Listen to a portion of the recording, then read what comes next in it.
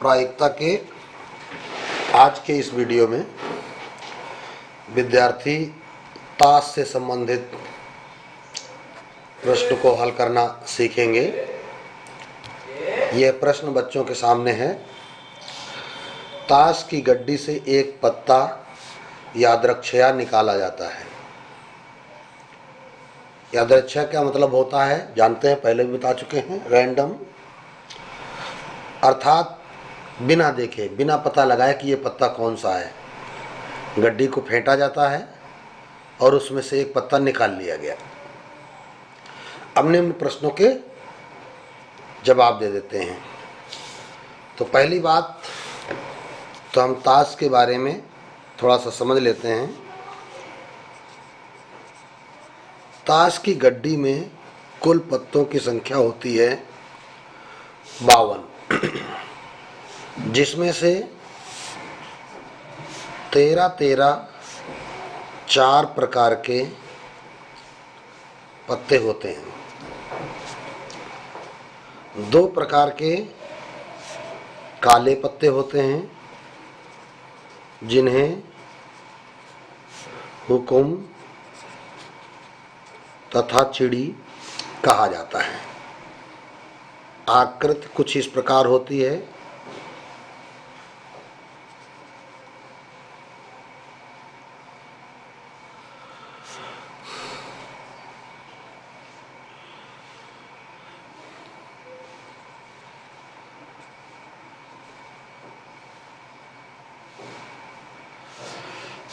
और 2 पत्ते आपके होते हैं लाल, ईंट और पान के।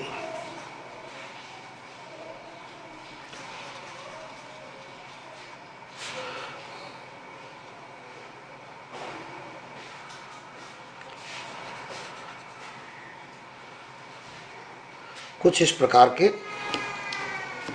ताश के पत्ते होते हैं और प्रत्येक की संख्या होती है 13।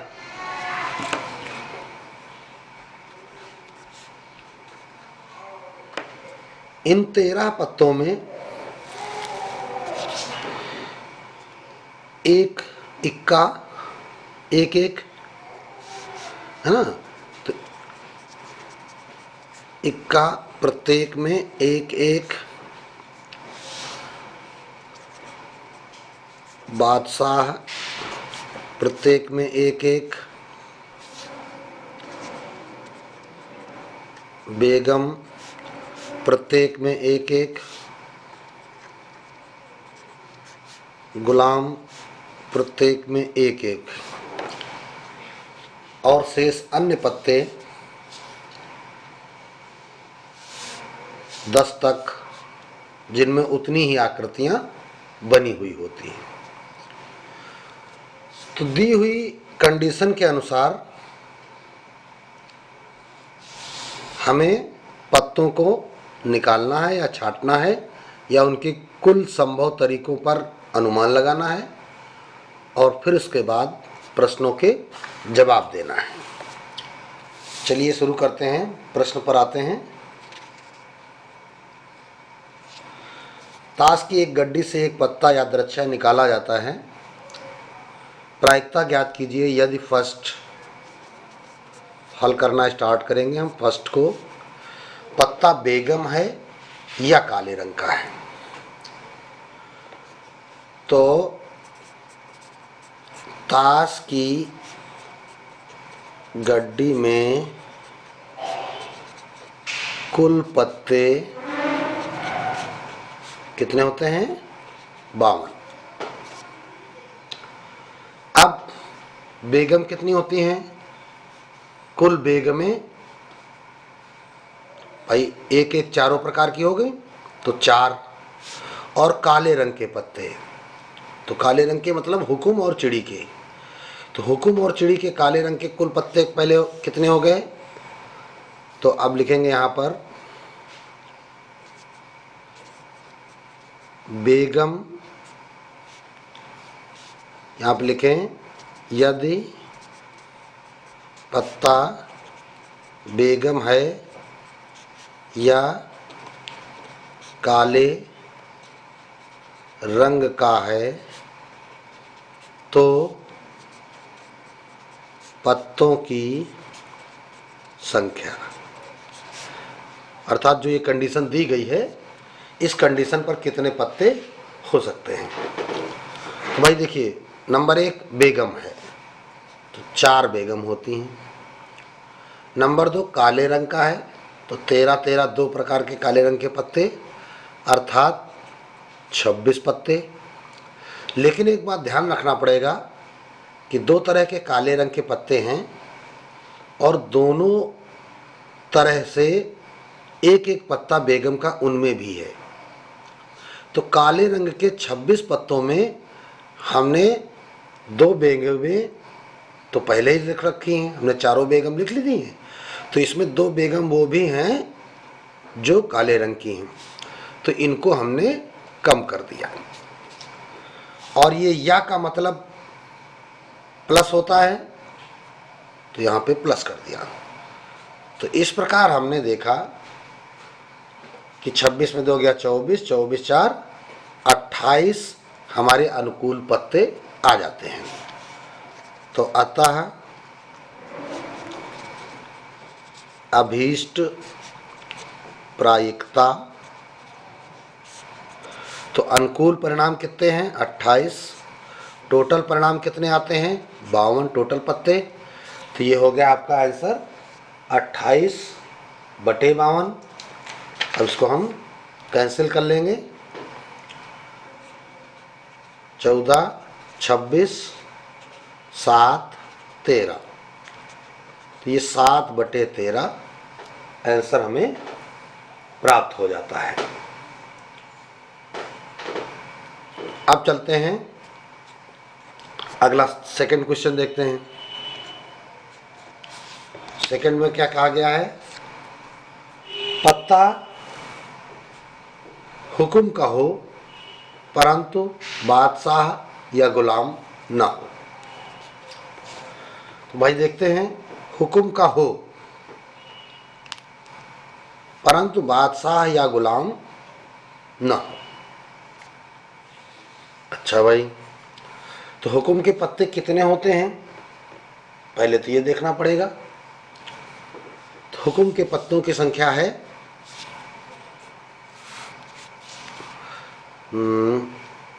जो कि पत्ता हुक्म का हो परंतु बादशाह या गुलाम न हो। तो अतः पत्तों की संख्या बराबर, तो हुक्म के कितने पत्ते हैं, हुक्म के 13 पत्ते होते हैं। अब बादशाह या गुलाम, बादशाह कितने होते हैं, टोटल 4 बादशाह होते हैं, और गुलाम कितने होते हैं, 4 गुलाम होते हैं। अब कहा जा रहा बादशाह या गुलाम, तो बादशाह या गुलाम का मतलब क्या हो गया, या का मतलब प्लस, और बादशाह या गुलाम न हो बाकी सब हो। तो अब बादशाह या गुलाम न होने का मतलब ये डैश। अब क्या करना है, हुक्म के पत्ते हैं 13 माइनस, अब ये 4 + 4 8 पत्ते हुए बादशाह और गुलाम की पूरी गड्डी में। इस पूरी गड्डी में बादशाह या गुलाम में हुक्म के पत्ते कौन कौन से हैं, तो यहां पर आपके हुक्म के 2 पत्ते होंगे। हुक्म का हो और हुक्म से आप बादशाह या गुलाम निकाल दीजिए, ये अगर इस पर नहीं विचार करेंगे तो भी चलेगा। तो अब जैसे इसको अगर आप निकालते हैं तो इसकी संख्या 8 डैश मतलब 52 से ये पत्ते 8 निकालोगे, है ना, तो बचेगा आपका 44। और 44 तथा हुक्म में जो कॉमन होगा वो निकालेंगे। लेकिन इसको ना समझ करके सीधे सीधे ये देखिए कि इन 13 पत्तों से आप बादशाह या गुलाम निकाल दें। तो आप 13 से आप 2 पत्ते निकाल देते हैं तो आपके पास पत्ते हो जाते हैं 11। अतः अभीष्ट प्रायिकता बराबर 11/52। चलिए देखते हैं आप थर्ड क्वेश्चन। थर्ड क्वेश्चन क्या है? पत्ता काले रंग का है, चूंकि पत्ता काले रंग का है इसलिए काले रंग के पत्तों की संख्या। तो काले रंग के पत्ते 2 प्रकार के होते हैं, 13 हुक्म और 13 चिड़ी, तो बराबर 26। तो 52 पत्तों में 26 पत्ते काले रंग के हैं। अतः काले रंग के पत्तों की या अभीष्ट प्रायिकता बराबर 26/52। 26 से कम 26, 26 दूनी 52, 1/2। ये थर्ड क्वेश्चन का आंसर हो जाता है। अब आइए फोर्थ देखते हैं। कहा जा रहा पत्ता इक्का नहीं है, चूंकि पत्ता इक्का नहीं है अतः पत्तों की संख्या। कुल पत्ते कितने होते हैं? 52। अब इक्का नहीं है मतलब 52 से इक्कों के पत्ते निकाल के बाहर कर दीजिए, तो 4 इक्के होते हैं चारों तरह के। तो 52 से 4 हमने निकाल दिए, अर्थात 48 पत्ते हमारे मतलब के हैं। अतः इक्का नहीं है की प्रायिकता अभीष्ट प्रायिकता बराबर 48/52। अब देखिए इसको काट लेते हैं, 4 से कट जाएगा, बर चौक 48, 13 चक्कू 52, तो बराबर 12/13। ये आपका हो गया फोर्थ। फिफ्थ वाला देख लेते हैं। फिफ्थ वाले में कहा गया है पत्ता बादशाह है, चूंकि पत्ता बादशाह है इसलिए बादशाह पत्तों की संख्या। तो पूरी गड्डी में कितने बादशाह होते हैं? 4 बादशाह होते हैं। अतः बादशाह होने की प्रायिकता, या हम लिख दें अभीष्ट प्रायिकता, 4/52। 4 एकम 4, 4 13 52, बराबर 1/13। तो ये आपका प्रश्न का उत्तर हो गया कि पत्ता बादशाह है। अब चलते हैं, देखते हैं अगला क्वेश्चन, सिक्स्थ पार्ट। पत्ता ईंट या बादशाह का है। ईंट या बादशाह का है, चूंकि इसलिए पत्तों की संख्या। तो ईंट के पत्ते कितने होते हैं? ईंट के पत्ते होते हैं 13। बादशाह कितने होते हैं? 4। या का मतलब प्लस बताया गया। लेकिन यहाँ पे एक बात ध्यान रखनी है कि इन 13 पत्तों में भी तो एक बादशाह है, और जबकि आपने पूरी गड्डी के चारों बादशाह यहाँ लिख लिए हैं, तो आप इसमें जो बादशाह है वो निकाल के बाहर करिए, तो -1। 13 4 17, 17 से 1 चला गया 16। अतः अभीष्ट प्रायिकता 16/52, 4 चौको 16, 4 13 52, तो 4/13। इस प्रकार ये आपके सभी प्रश्न पूरे हो गए जो ताश की गड्डी से पत्ता खींचने से संबंधित थे। एक और प्रश्न देखते हैं। ताशों की गड्डी से एक एक करके 4 ताश के पत्ते खींचे जाते हैं और उन्हें वापस गड्डी में नहीं मिलाया जाता है। उन सभी के इक्का होने की प्रायिकता ज्ञात करिए। बहुत अच्छा प्रश्न है, ध्यान से देखना है। शर्त क्या है कि जो पत्ता एक बार निकाल लिया गया है अब उसको दोबारा नहीं रखना है। एक एक करके 4 पत्ते निकाले जाते हैं। तो चूंकि ताश की गड्डी में कुल पत्ते कितने होते हैं? 52। अब इन 52 पत्तों में इक्के कितने हैं? 4। तो इनमें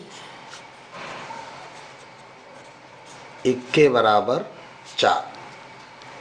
पहली बार एक पत्ता निकाला गया, फिर लिखेंगे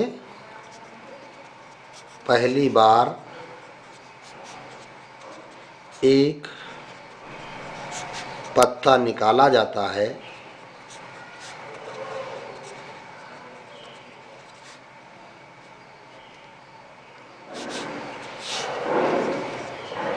इस पत्ते के इक्का होने की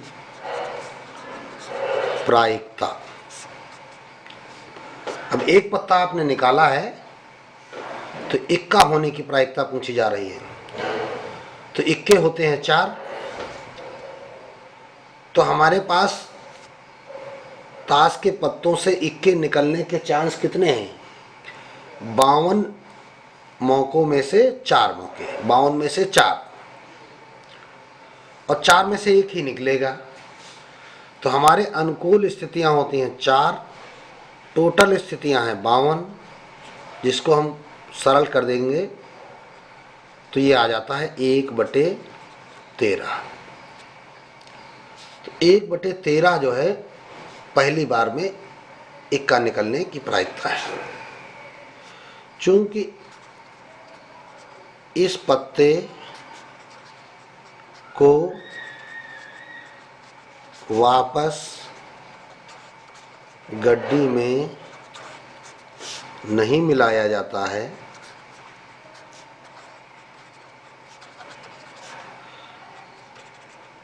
अतः शेष पत्ते, पहले 52 थे, अब एक पत्ता निकल गया, तो 52 - 1 बराबर 51। अब शेष पत्ते बच गए 51। अब दूसरी बार में इक्का निकलने की प्रायिकता।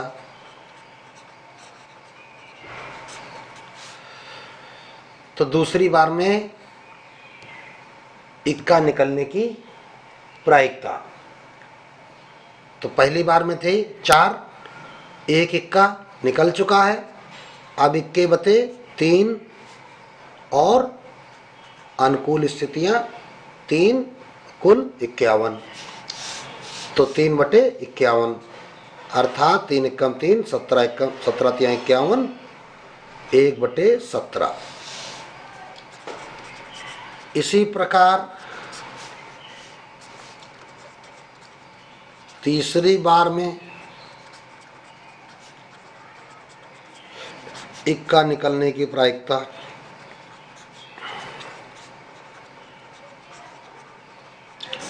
अब पत्ता एक और कम हो गया, 51 से उधर कम हो गया तो 2/50, अर्थात ये आ गया 1/25।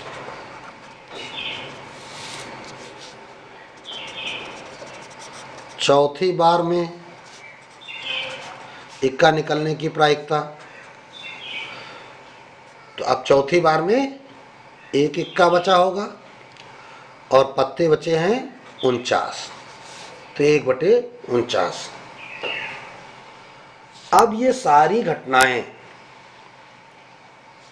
जो भी हैं वो स्वतंत्र हैं, एक दूसरे से इनका कोई मतलब नहीं है। चूंकि चारों घटनाएं स्वतंत्र हैं, इसलिए स्वतंत्र घटनाओं का सूत्र क्या होता है, बताया गया P of A intersection B बराबर P of A into P of B, यही बताया गया है। तो यहाँ 4 पत्ते निकाले गए हैं, अतः